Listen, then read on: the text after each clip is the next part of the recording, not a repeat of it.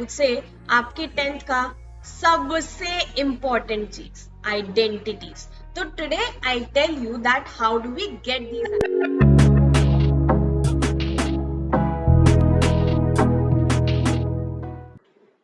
Hello everybody, how are you? Welcome to our channel where right now we are studying trigonometry. So today we are going with a new concept that is complementary angles. And not only this, today I'll tell you the other thing also, that is identities. And then together we will be solving some questions. So welcome here where we are making your NCERTs easier. So let's solve some questions together with so many tricks. Yes, come with me. So today we have studied a lot of things about the trigonometry. We have studied how to represent the angles. We have studied how to remember the trigonometric ratios. Today we are studying about complementary angles. All my students already know complementary angle means whose sum is equal to 90 degree. So if I consider a right angle triangle, so I know one angle is 90 degree. So I name them A, B and C. So this angle is angle 1 and this is 2. If I take it as 3, so can I say by the angle sum property that angle 1 plus angle 2 plus angle 3 is equal to 180 degree? If triangle is already 90, so that means angle 1 plus angle 2 are nothing but complementary angles. Yes, now I am going to relate all the trigonometric ratios based on this complementary angles. Let's see how. For example, I just say let's consider sine A. So I know sine A is BC upon AC. Similarly, can you take cos C also? Don't you think it's again BC upon AC? Remember the song? You will see. Now see, what is here? These are same. That means sine A is equal to cos C. But from this equation, can I write A is equal to 90 minus C? So I'll write the same thing. That sine 90 minus C is equal to cos C. And this is your one formula. So see, this is the derivation of the formula in the complementary angle. So when two angles are complementary to each other, we can have sine and cos like this. That means sine of one complementary angle will be equal to the cos of the other complementary angle. And you can repeat that. You can see, I'll give you directly the ratios. Similarly, first formula you had is sine 90 minus C is equal to cos C. Similarly, I can also write for cos 90 minus C is equal to sine C. Always remember C and C, they will be same. So my third is, if I write tan 90 minus C is equal to cot C. So again, the opposite will be cot 90 minus C is equal to tan C. Now the last one, cosec. If I write cosec 90 minus C, that will be sec C. Sec C. And if I write sec 90 minus C, so that would be equal to cosec C. So now what you need to remember is sine and cos are complementary, tan and cot are complementary, cosec and sec are complementary. I have given you the derivation, and these you need to remember that which trigonometric ratios is complementary of the which other trigonometric ratio. Right? कुछ questions करके देखते हैं so that सबको लगे कि हाँ अभी तो ऐसा लग रहा होगा कि क्या बता रही है मैम. कुछ क्वेश्चंस करके देखते हैं. आई वुड से कि इस क्वेश्चन पे इस वाले टॉपिक पे क्वेश्चन सॉल्व करना बहुत इजी रहेगा. जैसे अगर मैं आपको बोलती हूँ solve what, I will give you a question sin 67 degree upon cos 23 degree, मैंने ये दे दिया। अब आपको अभी तक पता था कि मैम ने बताया 0 डिग्री कैसे निकलता है, 30 कैसे निकलता है, 45, 60 और 90, ये सब तो पता ही नहीं है। बट आप देखो, सिर्फ कैलकुलेट करो, क्या 67 प्लस 23 90 नहीं होता? यस होता है। तो मैं चेंज कर सकती हूँ ना, साइन 67 को क्या लिख सकती हूँ? It's nothing but cos 90 minus 67। ये वाले एंगल हमेशा सेम रहेंगे, यहाँ पर मेरा cos था तो cos ही रहेगा। तो cos 90 माइनस 67 कर लो, कितना आ जाएगा? 23। तो अब देखो, ऊपर भी 23, नीचे भी 23, कट गया सीधा 1। तो आपको ध्यान क्या रखना है कि क्या किसी भी चीज का सम हमारा सेम आ रहा है? अगर आ रहा है तो बस सीधा उसका वैल्यू लगा दो, यही हमें करना है। इसका एक बहुत इंपॉर्टेंट क्वेश्चन है, that is it's given that A, B and C are the angles of right angled triangle. Now they are simply asking to prove.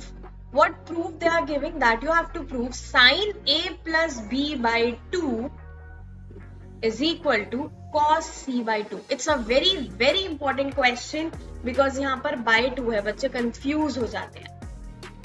But you don't need to confuse, okay? Why? You know that if this is a triangle A, B and C, so can I write A plus B plus C is equal to 180 degree? Yes. Now since I have everywhere I am having divided by 2, so I just simply A by 2 plus B by 2 plus C by 2 is equal to 180 by 2. तो ये क्या बन गया? A by 2 plus B by 2 plus C by 2 is equal to 90 degree. तो क्या मैं ये लिख सकती हूँ कि A plus B by 2 is nothing but 90 minus C by 2? Yes, लिख सकती हूँ, राइट? अब आप ये वाली वैल्यू डायरेक्टली अपने इस LHS में लगा दो, तो साइन 90 माइनस C by 2, तो साइन किस में कन्वर्ट हो जाएगा? कॉस में, C by 2, हेंस प्रूव्ड। ये वाली कॉम्प्लीमेंट्री से आपके क्वेश्चन सॉल्व करना वाली एक्सरसाइज सबसे इजी है। So solve some questions, आप क्वेश्चन सॉल्व करो and I hope you are able to getting this concept. एक क्वेश्चन मैं आपको देती हूँ, सॉल्व इट एंड आप मुझे कमेंट सेक्शन में बताना कि आपका आंसर क्या आया, ठीक है?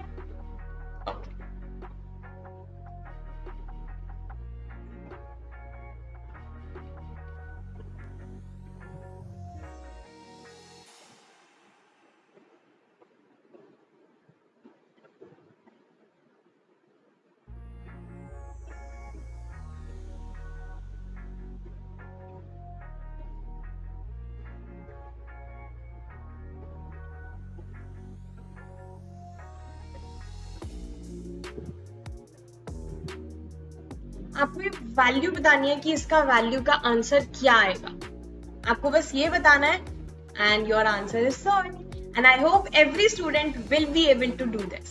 सो let's solve this question, answer it in the comment section. Let's see कितने बच्चे मुझे सही आंसर देते हैं। या so now I am telling you one more important, और आई वुड से आपके 10th का सबसे इम्पोर्टेंट चीज, identities. So today I'll tell you that how do we get these identities, right? I have told you that perpendicular square plus base square is equal to hypotenuse square, right? अगर मैं सबको hypotenuse से divide कर दूं, hypotenuse के square से, तो क्या बन जाएगा?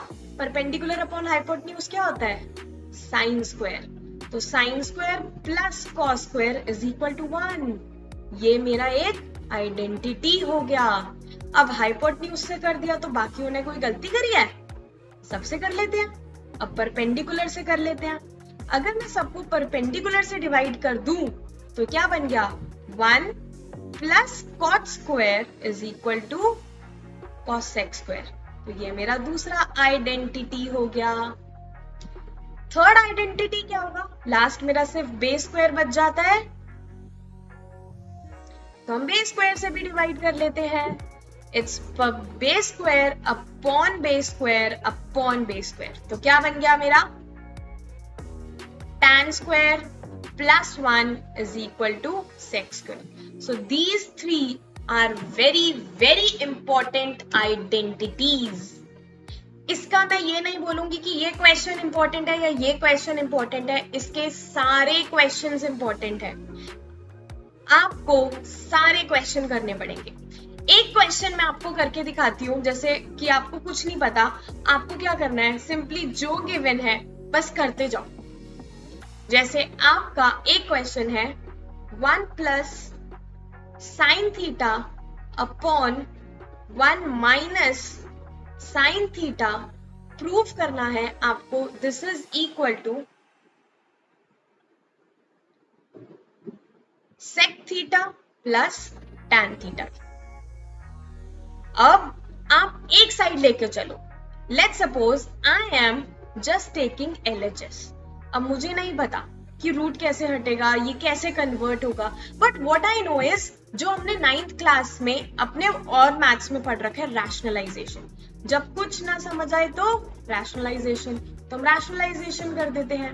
It's 1 plus sine theta upon 1 minus sine theta. अगर इन दोनों में मैं 1 प्लस साइन थीटा और डिवाइड कर दूं तो कोई फर्क पड़ेगा? नहीं, तो कर लेते हैं। तो ये मेरा क्या बन गया? 1 प्लस साइन थीटा का होल स्क्वायर। और नीचे क्या बन गया? अगर आप ध्यान से देखो तो it is nothing a minus B a plus B. तो आइडेंटिटी क्या हो जाएगी? 1 स्क्वायर माइनस साइन स्क्वायर। और अभी अभी मैंने आइडेंटिटी लिखी है sine square plus cos square is equal to 1। अब आप देखो, क्या 1 minus sine square cos square नहीं होता? तो ये क्या बन गया? 1 प्लस साइन थीटा का whole square upon cos square theta. अब इसमें भी स्क्वायर है और इसमें भी, तो रूट हट जाएगा ना। तो रूट क्या बन गया? 1 plus sine theta upon cos theta, right. अब इसको कैसे लिखेंगे, क्योंकि लास्ट तो मुझे यही चाहिए।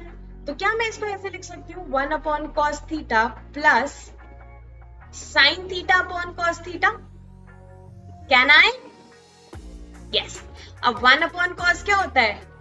सेक थीटा, और साइन अपॉन कॉस टैन। बन गया।